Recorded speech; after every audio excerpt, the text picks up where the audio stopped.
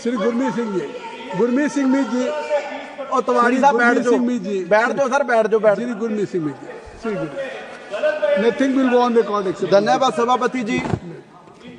सभापति जी, जितने आप बोलिए, आपकी सत्ता पक्ष के लोग बोले, एक ही बात दोबारा कही गई कि जो भारत की अर्थव्यवस्था है वो दुनिया की सबसे 5वें नंबर पर पहुंच गई है।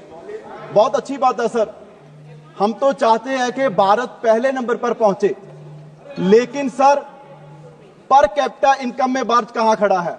1990 के दशक में भारत जीडीपी में 17वें नंबर पर था और आज 5वें नंबर पर है। लेकिन सर पर कैपिटा जीडीपी उस समय हम 1990 में 161 नंबर पर थे और आज भी 159 नंबर पर हैं। सिर्फ सर 2 रैंक हम नीचे आए इतने 35 साल में।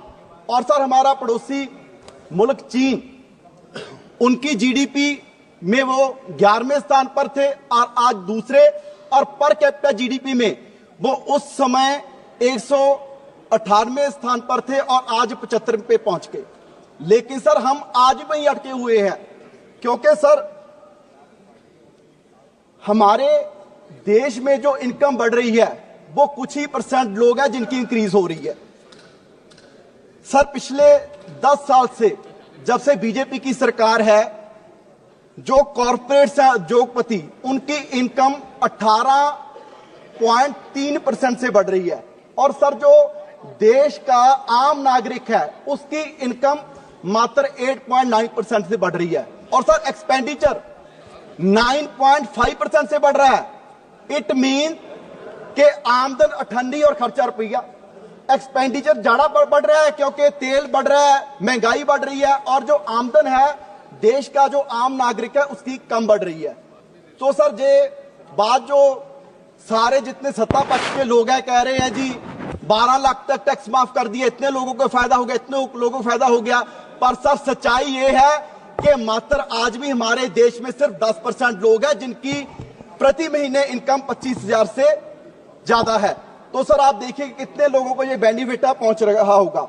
और दूसरा सर, सुप्रिया जी ने भी बात की, जितने हमारे सांसद उन्होंने कहा कि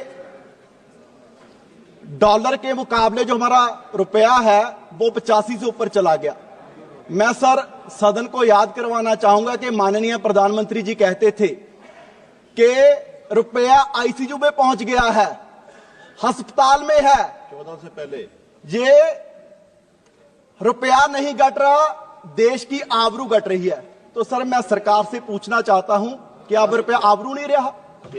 जो 65 पर रुपया आईसीयू में था तो सर अब 87 पर पहुंच गया। अब वो रुपया कहां है?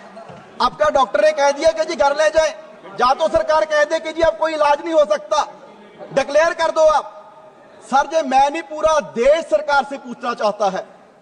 और सर दूसरा सबसे इंपॉर्टेंट पॉइंट, एआई की डिस्कशन हो रही है, क्योंकि सर जिस भारत को सोने की चिड़िया कहा जाता था वो भारत आज भी डेवलपिंग नेशन में इस लिए है क्योंकि जो अंग्रेजों के समय जब पूरे विश्व में इंडस्ट्रियल रेवोल्यूशन आ रही थी, हमने वो फेस पूरा मिस कर दिया, क्योंकि अंग्रेज कच्चा माल यहां से लेके जाते थे और प्रोसेस वहां ब्रिटेन में जाके करते थे।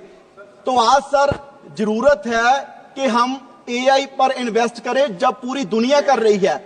उसके लिए सर 4 कंपोनेंट हैं जिन पर मुझे लगता है कि हमें काम करने की जरूरत है। पहला है कि डेमोग्राफिक डिविडेंड, जो पूरे विश्व में हमारे लिए बड़ी गर्व की बात है कि आज पूरे विश्व में सबसे यंग नेशन भारत है। दूसरा सर उसके लिए चाहिए कि जो कंप्यूटर में डोमिनेंट लैंग्वेज है वो इंग्लिश है, और हमारे लिए खुशी की बात है कि आज जितने भारत के युवा हैं वो इंग्लिश बोल भी सकते हैं, ज्यादातर उनमें से पढ़ भी सकते हो, लिख भी सकते हैं। और तीसरा सर जो ब्रिलियंट माइंड्स चाहिए।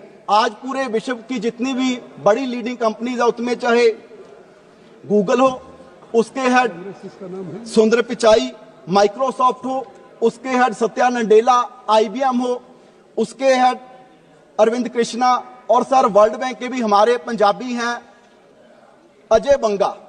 सर 3 कंपोनेंट पूरे हैं, लेकिन चौथा सबसे इंपॉर्टेंट कंपोनेंट के राइट पॉलिसी फ्रेमवर्क जिस पे हमें काम करने की जरूरत है, और वो सरकार की बजट से दिख रहा है कि आर्टिफिशियल इंटेलिजेंस के लिए सिर्फ सर 500 करोड़ रुपए का बजट रखा गया है। सर आज जो हमारे जितने यूरोप के देश है, जापान है, बिलियंस में इन्वेस्ट कर रहे हैं और हम सिर्फ 500 करोड़। क्या सर इस तरीके से हम जो दूसरे नेशन है उनसे कंपीट कर पाएंगे? तो सर मेरा सरकार से आग्रह है कि इसका बजट इंक्रीज किया जाए। और सर सबसे इंपॉर्टेंट सर मेरे प्रदेश पंजाब के पॉइंट ऑफ व्यू से, सर सरकार ने कहा डिवर्सिफिकेशन के प्राइम मिनिस्टर धन धान्य कृषि योजना। सर इसकी सबसे जरूरत पंजाब को थी। वो पंजाब जिसने एग्रीकल्चर रेवोल्यूशन लेके आया और सबसे बड़ा योगदान जिस देश को हम कह रहे हैं कि जी आत्मनिर्भर हुआ, पंजाब ने योगदान डाला। लेकिन सर आज जरूरत थी, क्योंकि रेवोल्यूशन जो हम उत्पादन कर रहे हैं गेहूं का, चावल का, वो सर ऐसे ही नहीं हो गया। उसके लिए हमने अपनी धरती बर्बाद कर ली, हमारा पानी बर्बाद हो गया, हमारी वायु बर्बाद होगी। हमारे सर आज पंजाब में हर दूसरा घर है जिसमें कैंसर के मरीज है। आज जरूरत थी कि पंजाब को डिवर्सिफिकेशन में कुछ ना कुछ मिले, लेकिन आपने इनडायरेक्टली इसमें से पंजाब के जितने डिस्ट्रिक्ट हैं पूरे पंजाब को उसमें से बाहर निकाल दिया।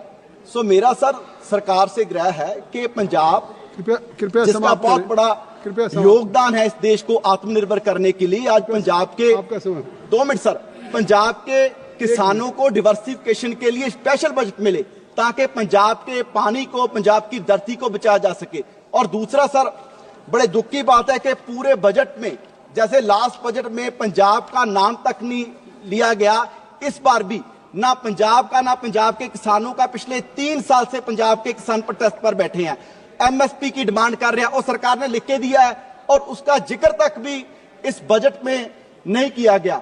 और सर इसके अलावा क्योंकि पंजाब में जितने हमारे नेबरिंग स्टेट है उनकी इंडस्ट्री के लिए कोई ना कोई स्पेशल पैकेज केंद्र सरकार देती रही है, लेकिन पंजाब को बॉर्डर स्टेट होने के बावजूद भी कभी कोई पैकेज नहीं मिला। तो सर मैं सरकार से आग्रह करूंगा अपने संगरूर के लिए, क्योंकि वहां एग्रीकल्चर इंप्लीमेंट्स की इंडस्ट्री है, हमारे वहां से हंडियाया है, वहां से बल्कि ट्रैक्टर बाहरले देशों तक पहुंच जाते हैं। तो सर उनके लिए कोई ना कोई पैकेज, उनके बेनिफिट के लिए कोई जीएसटी में छूट, ताकि वहां की इंडस्ट्री ग्रो कर सके। Thank you sir.